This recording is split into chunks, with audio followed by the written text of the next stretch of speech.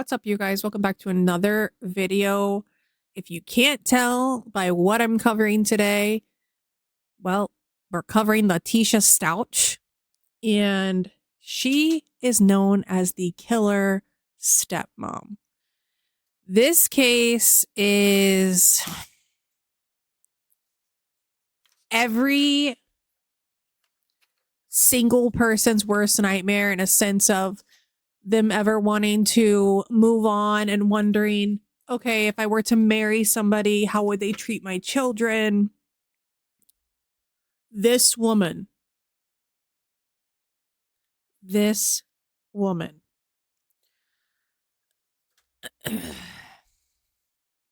or shall I say, monster. Letecia murdered her stepson, who was 11 years old. His name was Stauch, and she murdered him in 2019. His cause of death was homicide by gunshot wound, blunt force trauma, and sharp force injuries. Now, you're probably wondering what we would all wonder when we hear, okay, wait, what? Where was the father? Where was the dad, the biological parent here? Well, the father of Gannon worked out of town a lot. I believe he was in the National Guard, and he worked out of town a lot. So let's go ahead and I'll break down everything. Wikipedia had only 2 pages of information, but I know that this woman talked a lot. There's a lot of body cam footage, her interrogation videos, and her trial is all over the internet. So let's break down Letecia Stauch, the killer stepmom. Gannon Stauch was born in September of 2008, and he passed away January 27th of 2020. He was an American boy who was murdered by his stepmother, Letecia Stauch, in Colorado Springs, Colorado. His disappearance and death received national attention and sparked a massive search effort involving multiple law enforcement agencies and volunteers. His stepmother was arrested and convicted of first-degree murder and other charges and sentenced to life in prison without parole. So before we get into the disappearance and the search, I'm going to see if I can find some clips to insert here that has Letecia talking to the media. Because yes, she is one of those. Any message for Gannon? Gannon, when you get here, you'll be able to truly tell what happened. And then I really hope I get a sincere apology from everyone who has made all those things, especially from my husband. That is one of the interview clips that former 11 News reporter Spencer Wilson referenced from the stand in court. Wilson told the courtroom when the camera stopped recording, Stauch wanted to redo her message to her stepson. In this interview, she had told me that she believed he was coming home. She said yes, gave her statement, and I said, okay, we got it. And then she said, you know, what if we did that one more time? And I said, sure, whatever you want. So I went back, turned the camera back on, but this time she was crying when she was not crying the first time. I can't wait till you can come home and let everyone know that you're okay. We love you. And her demeanor completely changed. The defense cross-examined Wilson about why Stauch did not face toward the camera for that interview. Wilson said that Stauch was concerned for her safety during that time, telling him that she was receiving threats. Death threats are one of them. My family's getting lots of death threats. So just like a lot of murderers who commit heinous crimes against their loved ones, they like to go straight to the news and talk to them. And Letecia was no different than watching Chris Watts. So Gannon was reported missing by Letecia on January 27th, 2020. She told the El Paso County Sheriff's Office that he left home between 3:15 p.m. and 4 p.m. to walk to a friend's house, but never returned home. The initial press release on his disappearance described him as a juvenile runaway. However, 3 days later, the sheriff's office reclassified his case as a missing or endangered person, citing new information and evidence. And now his dad was out of town. So Letecia was responsible for Gannon. The search involved thousands of hours of investigation and hundreds of tips from the public. The FBI Child Abduction Rapid Deployment Team, the National Center for Missing and Exploited Children, and the Colorado Springs Police Department assisted the sheriff's office in the case. Search teams used drones, dogs, horses, helicopters, and divers to comb through the various areas of interest. Gannon's biological parents made emotional pleas for his safe return and thanked the community for their support. Let's go ahead and look at some of that footage. And Hyatt, Gannon's mom, and I encourage you guys, I know many of you mothers and fathers, I encourage you just to find him. I'm so thankful for all the outpouring help that this case has brought. My son is a very loving kid. He wouldn't want harm on anybody at all. And it's so hard to just think, why is this happening to him? I have no clue, but my kid deserves to come home. My kid has a purpose. My kid has a life. And it's important to me, and it's important to everybody that's standing in this room. Gannon, Bubba, little man, mommy's hero, wherever you're at, mommy and daddy's here. We're begging and pleading for you to come home. I know that's your biggest wish, is to see mommy and daddy standing here. We're here, Bubba. We're here for you, and I can't wait till you're found, because I have hope that you are going to be found. You are my hero. You are the reason why I have life. He's so special to me. I don't think many people can understand. My child was a 1 pound, 6 ounce baby. He had a 10% chance of survival. If he survived, he will be profoundly disabled. None of that is accurate. He's gifted and talented. Do anything for anybody. So I'm begging, I'm pleading, if anybody has any type of lead, put yourself in my situation. Ask yourself, what would you do? My Savior is a great Savior. And I know I have hope and that my son's going to be here. I'm thankful for the churches, the pastors, the outpouring support from this community, from Albert's military, family, everybody, the detectives. It was you that was sitting at the table, and you told me that 90% success rate, and you told me that I'm going to find Gannon. I believe that. It's the first time I had hope since I got that call on Monday. I have hope. So please have hope with me. I'm begging. Bring my baby home. Bubba, I love you. Mommy loves you so much. Nova loves you. Lena loves you. This room is filled with people that love you, and this community loves you too. So please come home, baby. Please come home.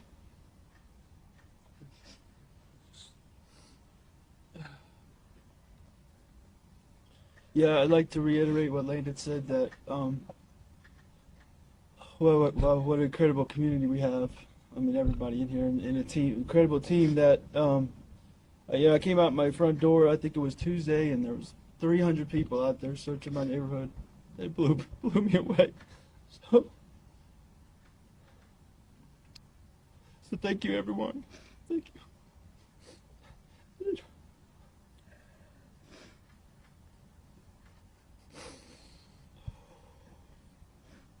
Again, and Daddy loves you so much. Please come home.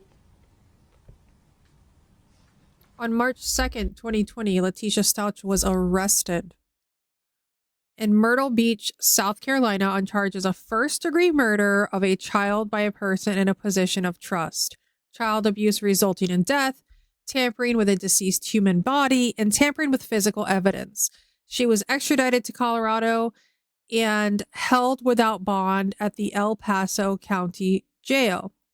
Now, you're probably wondering, Why was she arrested in Myrtle Beach when she lived in Colorado Springs?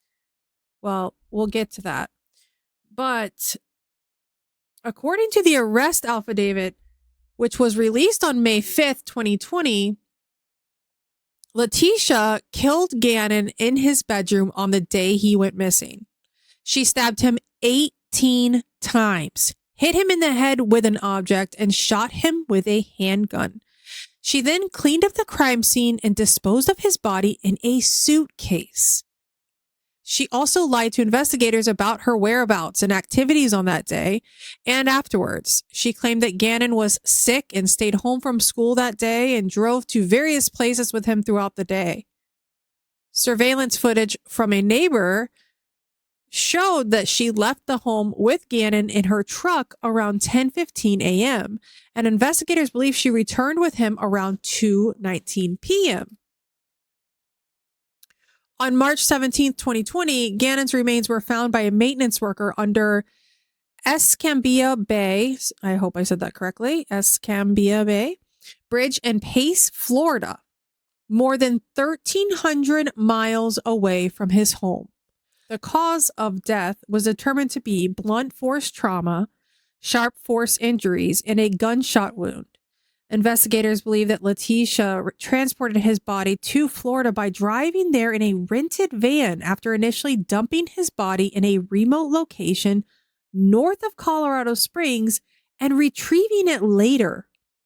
Letecia pled not guilty by reason of insanity and claimed that she had dissociative identity disorder due to childhood abuse.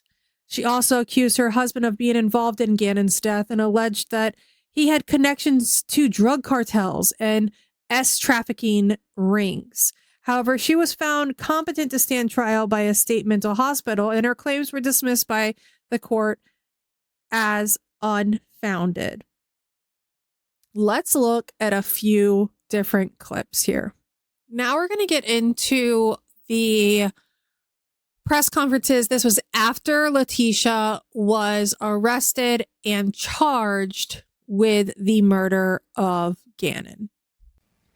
Really, I'm not in the correct mindset to be even standing up here, but if I had to say one thing, that when he said Gannon is no longer with us, I'd have to say Gannon is with us. After the stories of people from all over the world, he's not only my hero now, he's the world's hero. So I think the community, the positive support from a state that I've never visited other than 2 or 3 times, I'm astounded by the amount of love that's not come from me. It's came from my boy. And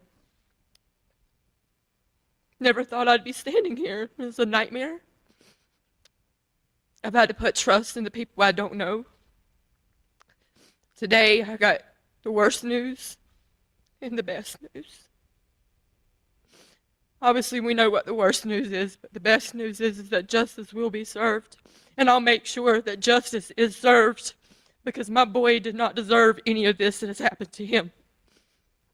So I urge media one more time just to hold off on questions until we know that this person, the stepmom that I even trusted, that she will pay 100% for this heinous thing she done.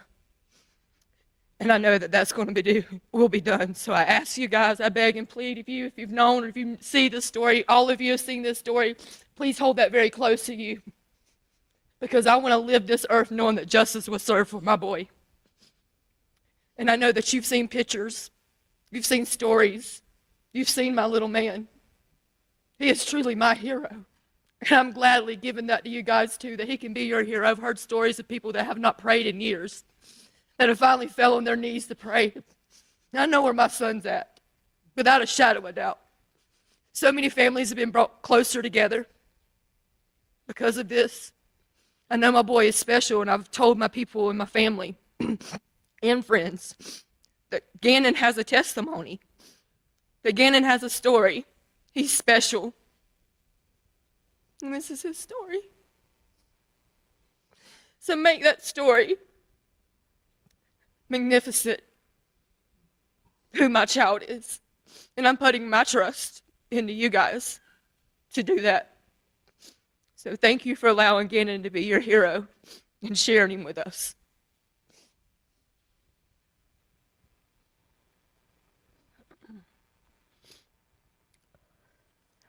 So now I'm going to read a statement from Al, Gannon's dad. In a moment on September 29th, 2008, my heart stopped as my baby boy entered this world way too early, weighing only 1 pound, 6 ounces. His infectious smile and constant laughter made an impact on every single person he's ever met. Although I miss the years when he was learning to walk, learning to talk, and he had welcomed his little sissy home from the hospital, I've been looking forward to his teenage years and the fun we had ahead of us as he became a young man.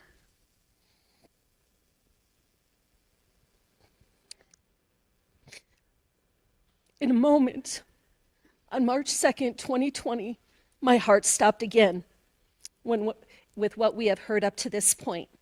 My little boy is not coming home. We will never play Nintendo again. No more Taco Tuesdays. No more smooth-looking haircuts. No more Big Bubba for my Lena, and no more G-Man for the world. The person who committed this heinous, horrible crime is one that I gave more to anyone else on this planet, and that is a burden that I will carry with me for a very long time. But the God I believe in is the owner and decider of justice and vengeance. Only he can repay. Although I am selfish and want my baby boy here, now and forever, how can I question God for bringing Gannon home to him? Because Gannon believed in God, and I will never stop believing. Thank you to the El Paso County Sheriff's Office and the FBI for the thousands of hours it took to uncover the truth as we know it, and may they stay strong and focused as they move forward.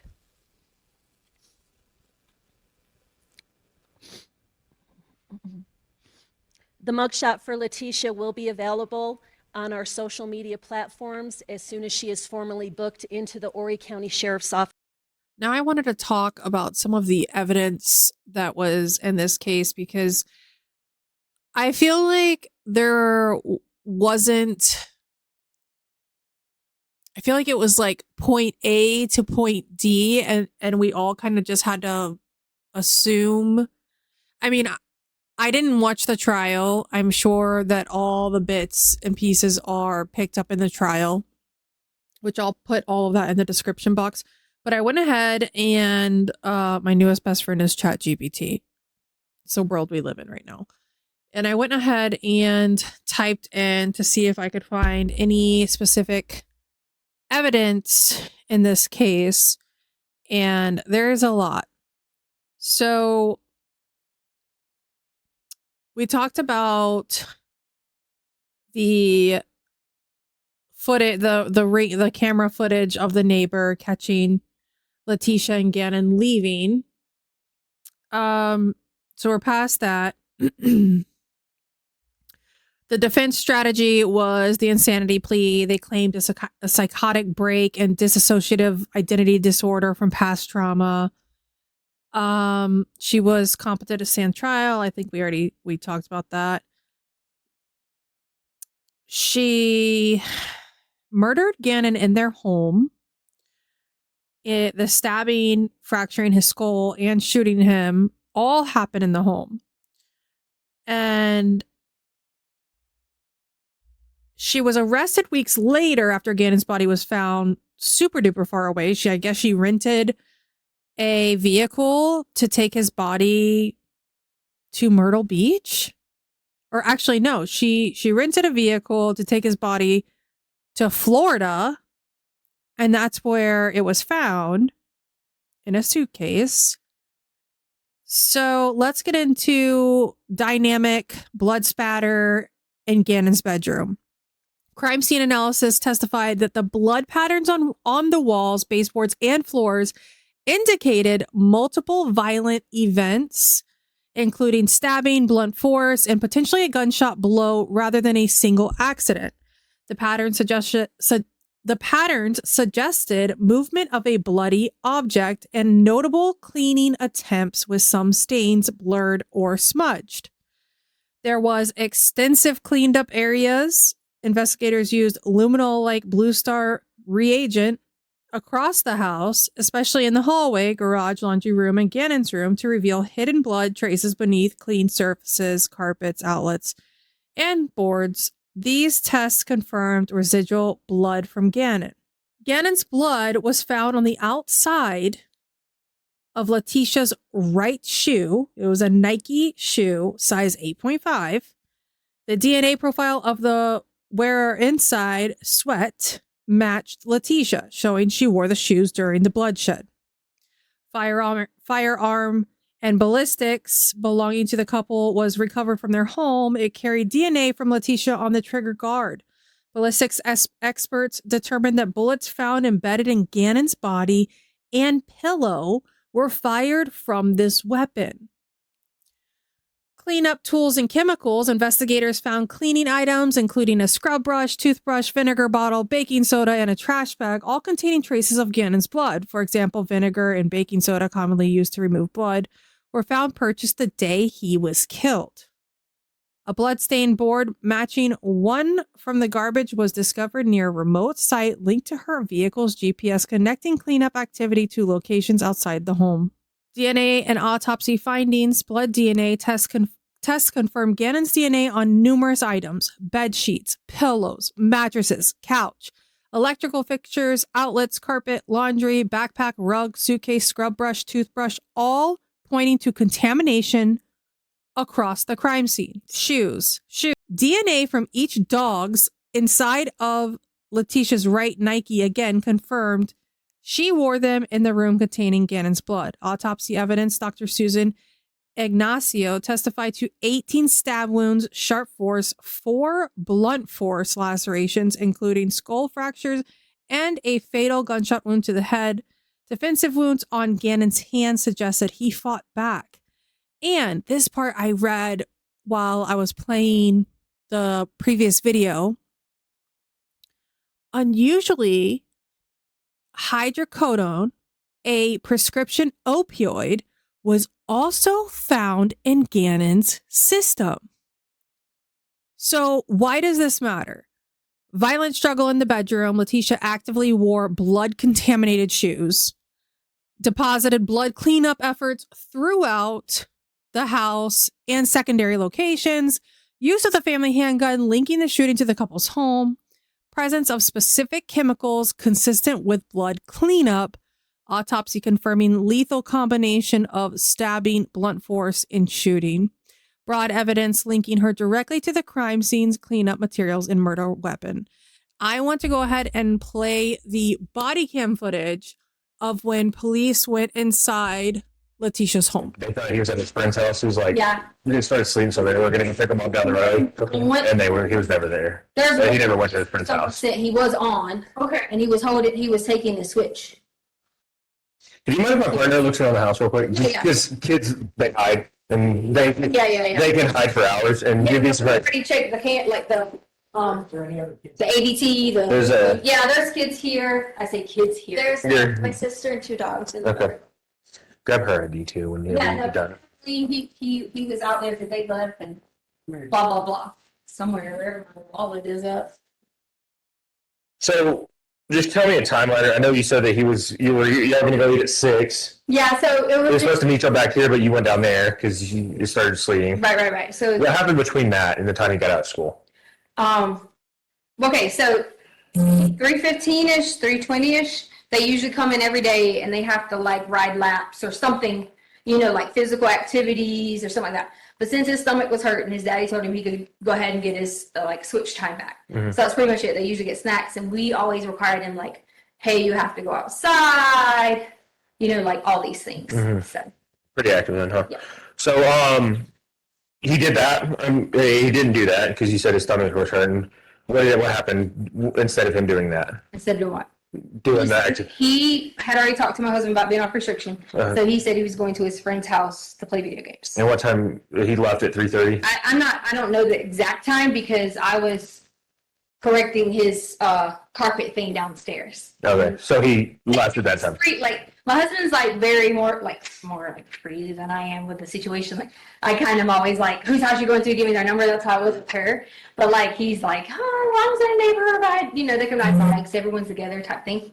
So yeah. So all the time they go and ride and meet friends. That's how we knew to go to different people's house because sometimes. What time did you notice that he left to go?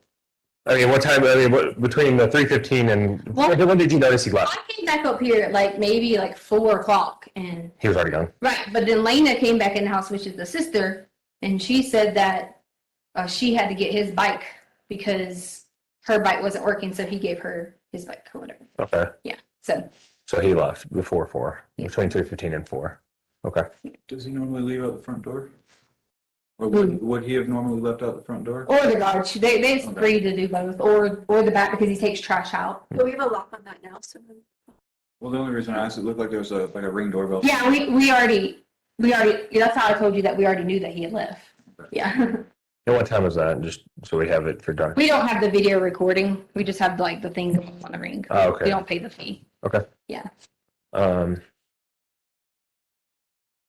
yeah, you can go ahead and grab your ID. Oh yeah, that's right. I was looking all out. Yeah, you're fine. Is that really my thing in here? Actually, might be in there.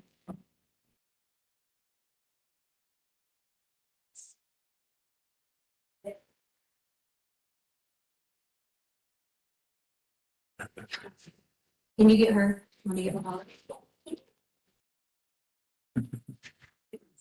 Cute.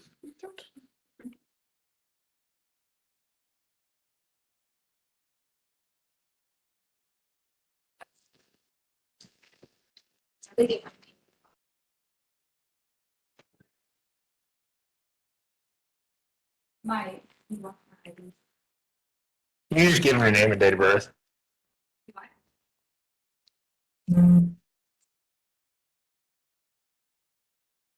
Yes. No, I didn't grab the card today.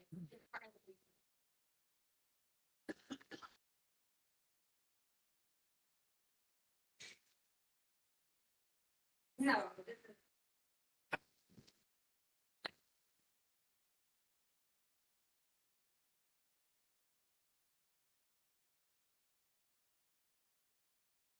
Would he have left his phone? Yeah. Sorry? Would he normally left his phone here? Does he take it with him often anywhere? It kind of so depends on what we tell him. Mm. If they were to say like, oh yeah, you can take your phone. Mm-hmm. I can't take it. Does he have service? He does. Is that his phone? Which one? Yeah, this one's his phone. Who's that? His mom. Oh. Yeah, I don't know what she's on. Because she must be happy. It might be in that big pile of. If she's looking for ID, just go grab her name and date of birth. I think it might be. I'm just waiting on him because it might be in the I same can column. get your name and date of birth. Yeah. That's okay. We can just get your name and date of birth. Oh, okay. Because I was like, it might be in the center console. Right, so Tesha, TCIA. Stauch, TCIA. Stauch. And STAUCH. And 8483. Is it gonna be out of Colorado, like your driver's license, or is it another state? Another state, What state is that? South Carolina. South Carolina. Yeah. That's the accent, huh? Yeah, that's the accent. Yes, sir. 8483. Yeah, like August 4th, 1983.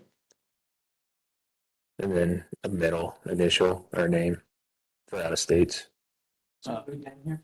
Is the other dog? No. Yeah, no, just no. What's your middle name? I mean, no, it is. Middle name? It's my maiden name. ARDIN.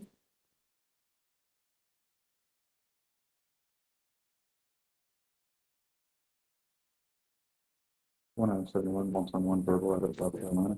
And the number you called, were you the one that called, or was it your husband?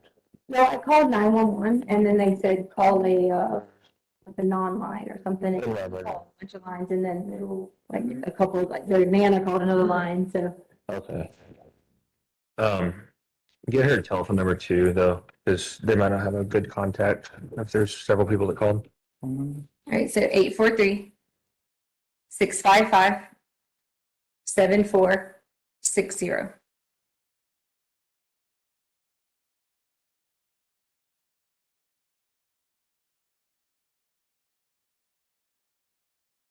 Do you have a picture of him on your phone?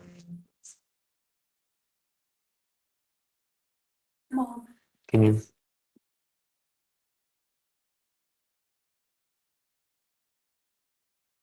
The ones we all have are like mostly him and his sister together. I mean, can you crop that out or is it? Yeah, if you want to too. I mean, Yeah. on your phone, you can send it. So this And is the one that everyone has been sending, is this one. Do you want me to send it to who? Yeah, his phone.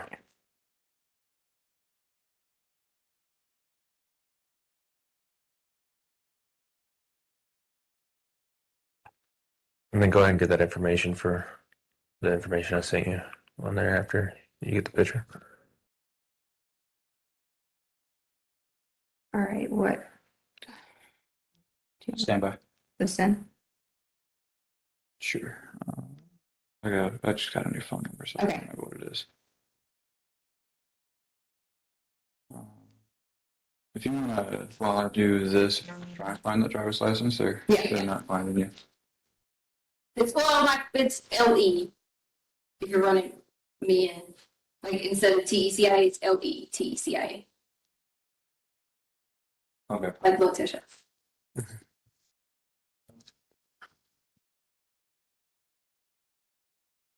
One I'm saying one. You try Lincoln Edward, Tom Edward, Charles, Ida Adam for the first name.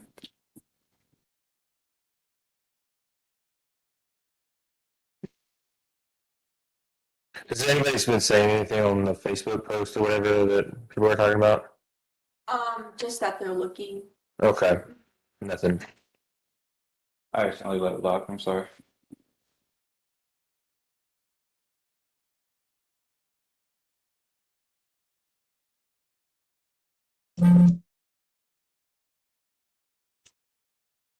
You ready?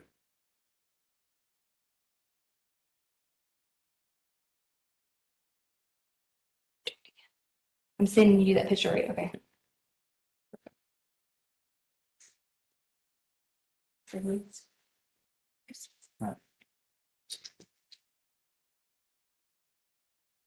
Just give them the all over.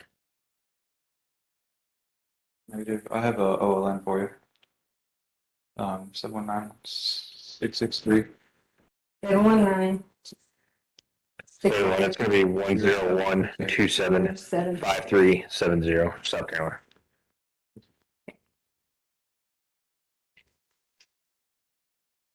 So y'all contacted all the friends that y'all know about at this point. Parents, any of them saying anything that you know about that they said they haven't seen him today as well? Nothing like that. Okay.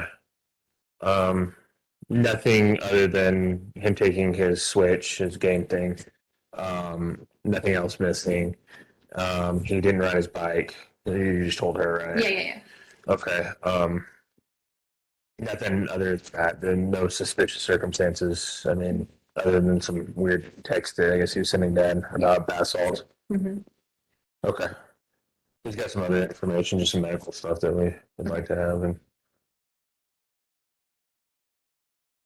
he's already listed as runner. So if he's riding around with the brother in the car, he gets contacted. What are you doing out this late? What's your name? He comes up that he's a runaway. And so they'll give you a call. Copy. You want to get that stuff and then He wasn't might- in here with the speak. That stuff is down there, sir. Can I show him about the smoke stuff? I just didn't want him to step on the cutter, the box thing. I think I see him head down there. Okay, did you weren't in here? You weren't in the beginning, right? I thought I didn't know if I had that box put in there because I told him about Dr. Tango last night. Okay. And I thought I must have picked it up. I was just making sure I didn't want you to be like, oh, there's the box cutters. But yeah, I had to cut this. And I told them I wasn't even going to tell Dad. And I was going to figure out a way to put this in there from the situation. But at least you got a car. Yeah, you got right, I just took it and like covered up with the carpet and stuff like that. But it's not going to make friends around here. There is a, I need to find this thing. He did have this one like book thing. That's where you're supposed to be at down the road. They went over there and talked to him, and they're like, no, we hadn't seen him at all. He did have this like a. And you talked to parents, right? You didn't talk to. Yeah, Connor's mom came over, who is a friend he goes hangs out with all the time. So they come over. The people here, the friends, they were just the ones that were the door with the bike. They came over. A bunch of people came over. Yeah. So. Any He friends? did have like a little book that had names on it, but I don't know. I mean, I don't see it like anywhere specifically because like his wallet, he's not like a. I teach fifth grade, and like you got your like really mature boy, kind of boys, but then waiting, he forgets to like bring this or bring that or bring this or bring that. Still kid. So, no, we actually lay out all the clothes all the time, like for, like every day at school, we lay out clothes, we do whatever. Is his jacket gone? He had he has several jackets. Like it depends on, I'm very like fashion. So it just depends on jackets. Like he might have this black one with this, or there's a blue one with this. So he had a jacket. Yeah. Okay. Several jackets. I mean, you see the kid has, like tons and tons of clothes, and he just, Okay. he has all that stuff. So.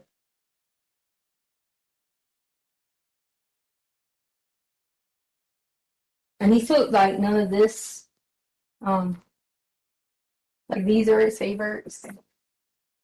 All of these things. Okay.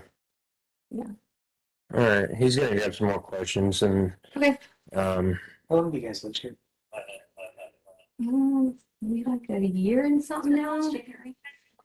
Yeah. And you have talked to all of his friends' parents in the area? I'm not the person that talks to things. I don't have numbers.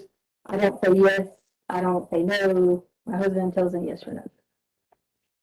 So he has all the numbers. There could be some friends that you don't. Right. Because I don't know the people like that. And a lot of the time that I was here, I had a job on the East Coast. So I had to fly back and forth a lot. So I didn't really meet a lot of people, like my husband did. Mm-hmm. And he's like, always want to be the one to talk to everybody about it instead of.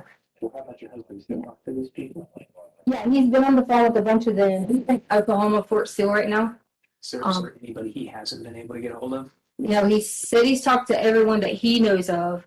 The only concern we had is he was talking about the friend with the older sibling, and we don't know who that one is. Mm-hmm. That's the one we don't know. You guys have a name for that? Because we don't know who that person is. We've never heard him say like specific name. And my husband said when he talked to him today that there was no like specific name that he didn't give him a name.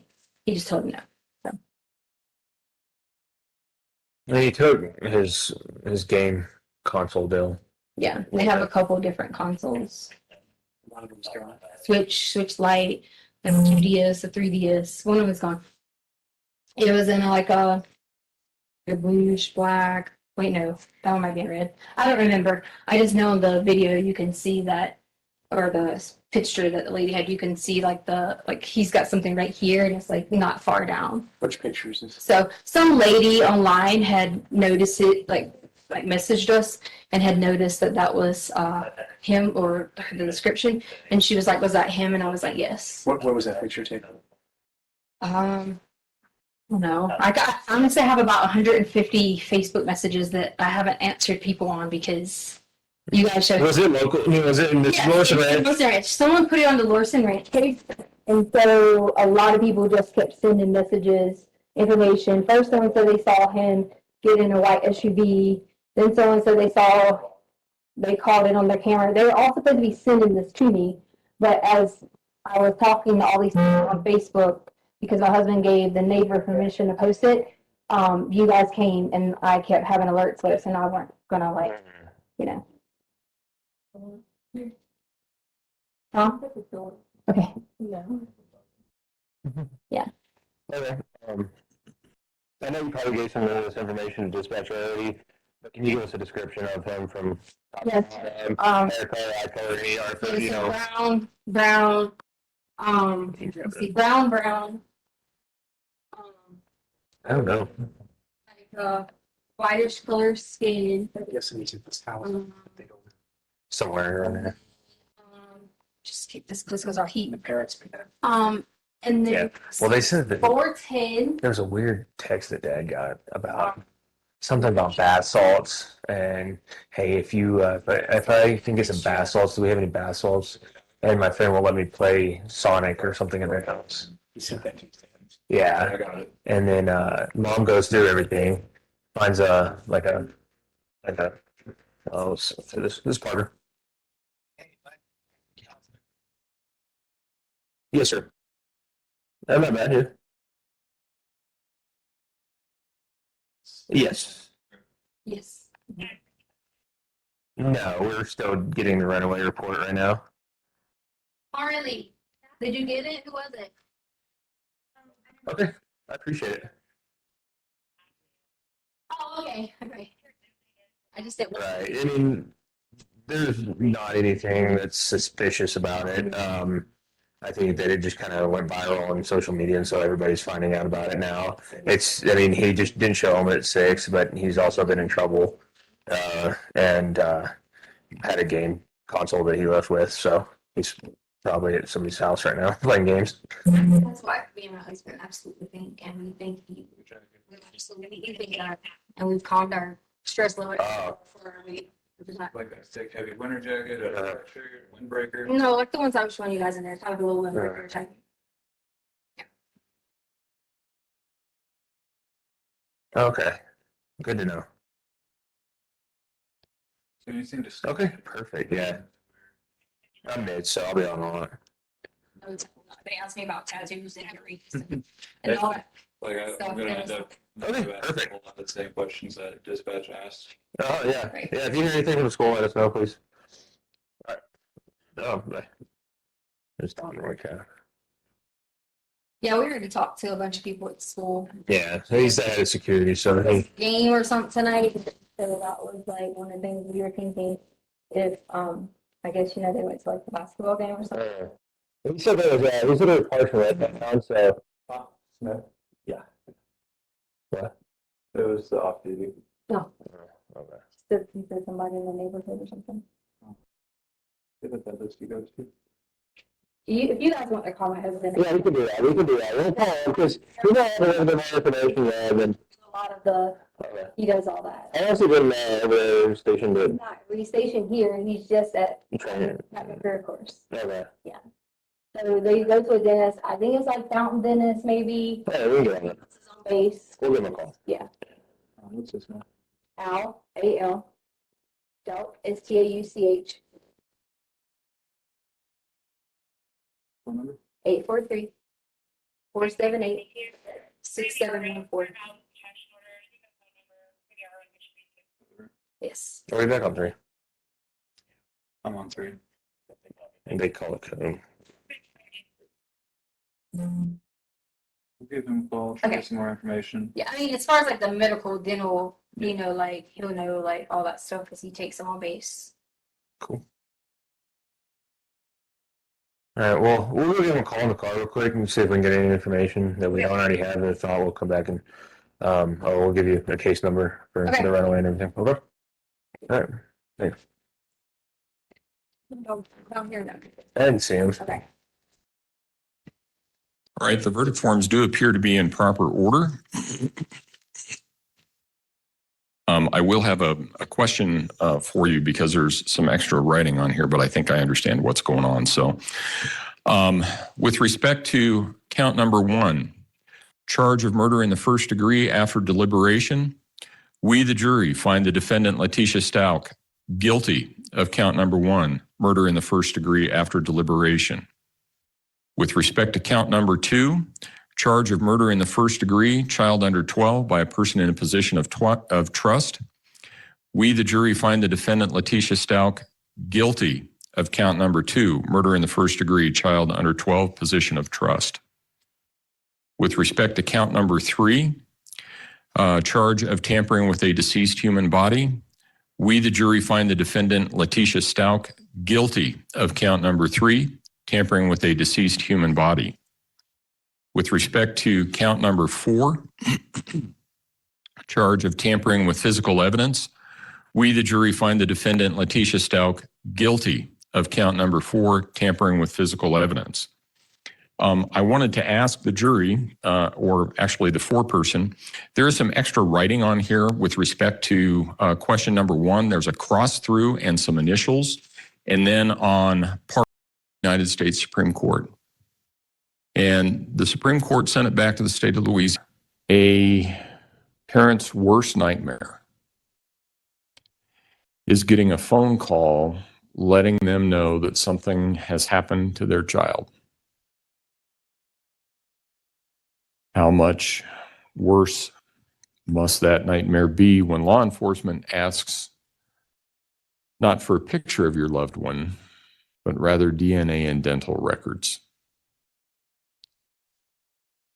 I've also heard it said that one of the worst tragedies a parent can experience is to outlive a child. I have known people, both professionally and personally, who have gone through that.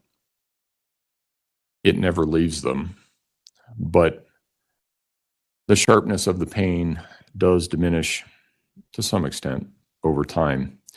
I cannot fathom the pain Mr. Stauch and Ms. Bullard have experienced as a result of the defendant's actions.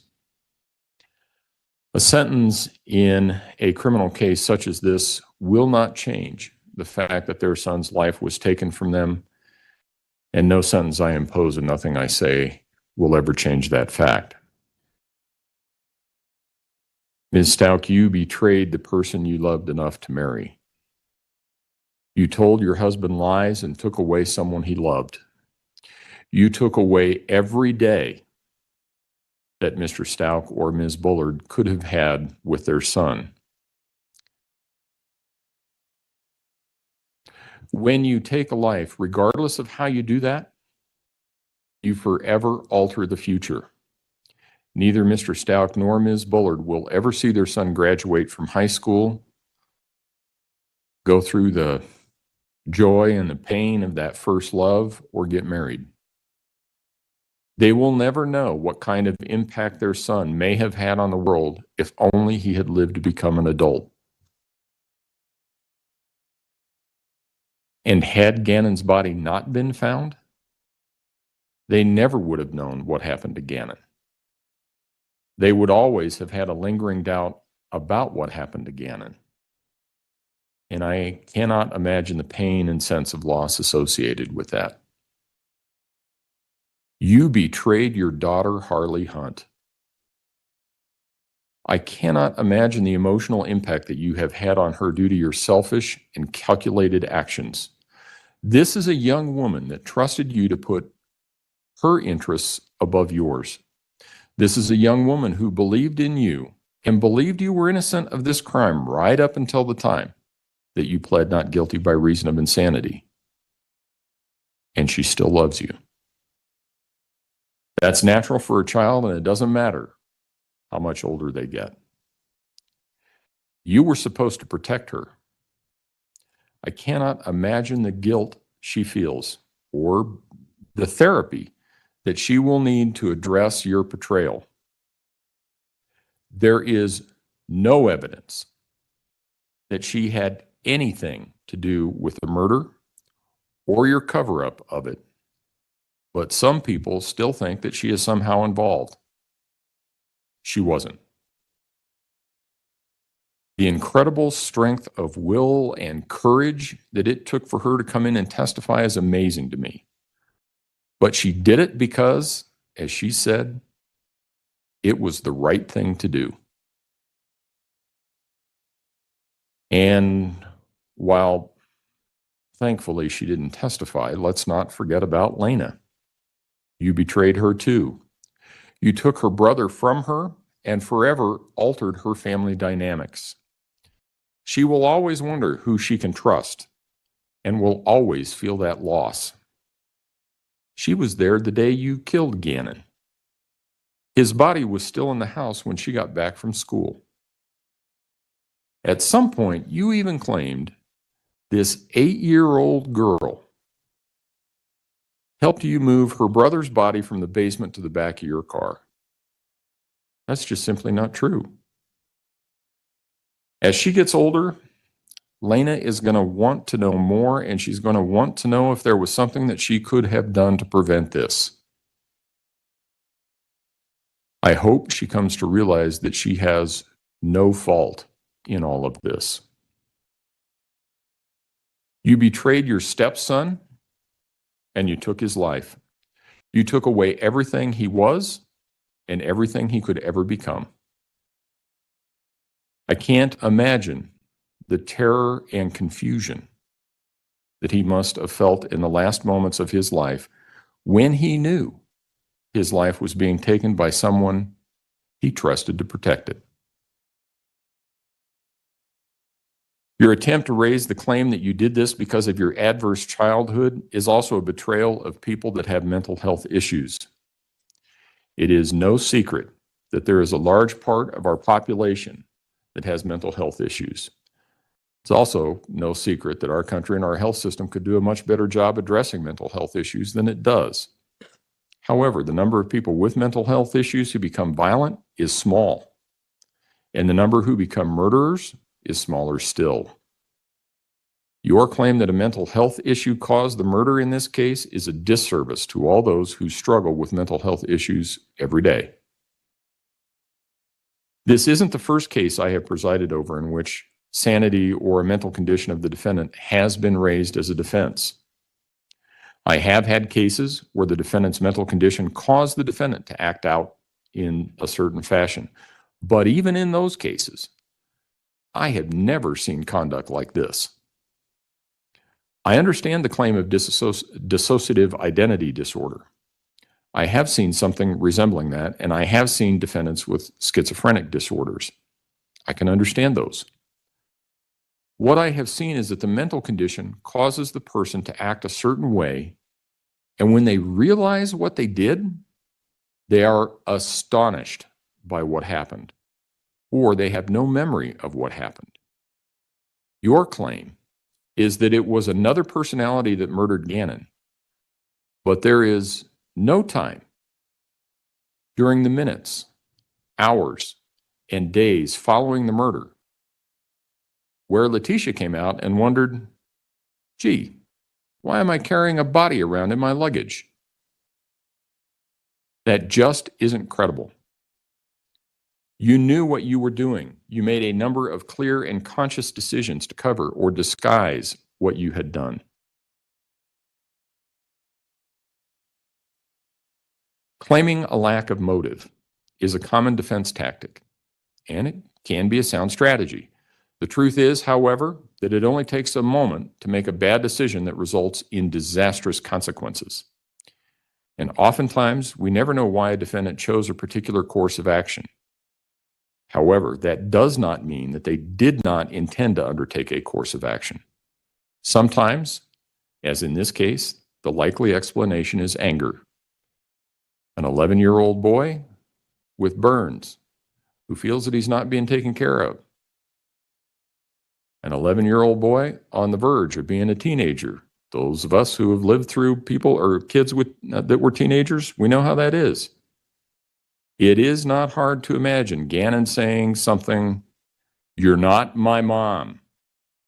I want my mom. I want my dad." And that would be enough to make you really angry. But anger is not an excuse. A defendant is responsible for the choices they made and the actions they undertook, even though those choices arose out of or were motivated by anger. It's clear that you hated and were jealous of Landon Bullard. You saw yourself as a better mother than she was. It's clear from the evidence that you had some resentment from being left with Mr. Stauch's children.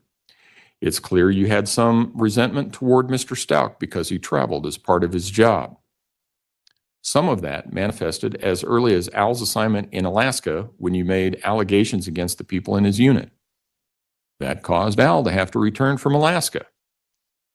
And in one of the phone calls that were played for the jury, you talked about having to take care of his kids while he was away and what a good mother you were. It's clear you felt trapped. You wanted out. You were searching for a new job and a new location in Florida. Mr. Stauch had been gone on his new assignment for less than 2 days when the fire in the basement occurred. I can imagine that you saw your whole future consisting of taking care of Mr. Stauch's children while he was off doing his thing, and that's not the future that you wanted.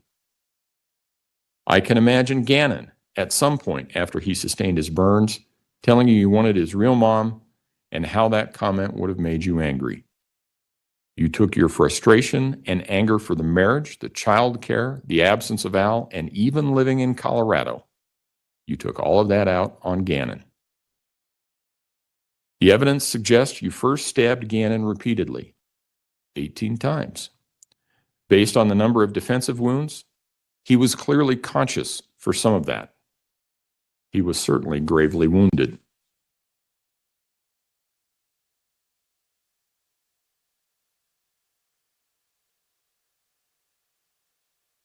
And chillingly,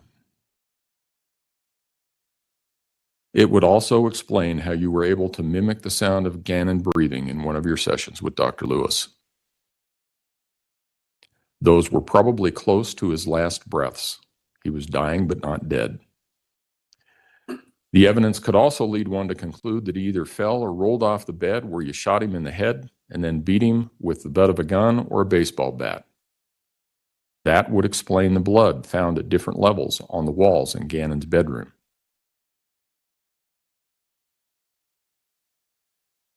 I'm also reminded of the look you had on your face when you slipped your handcuffs while being transported back to Colorado and attacked Deputy James. I shudder to think that that was probably the last thing that Gannon saw before he died. You have shown no remorse throughout this process. Instead, you've made a choice to build a web of lies. When you gave an interview to Detective Jessica Bethel on January 29 of 2020, you lied to her about Gannon running away and that he was actually taken by a guy named Eduardo.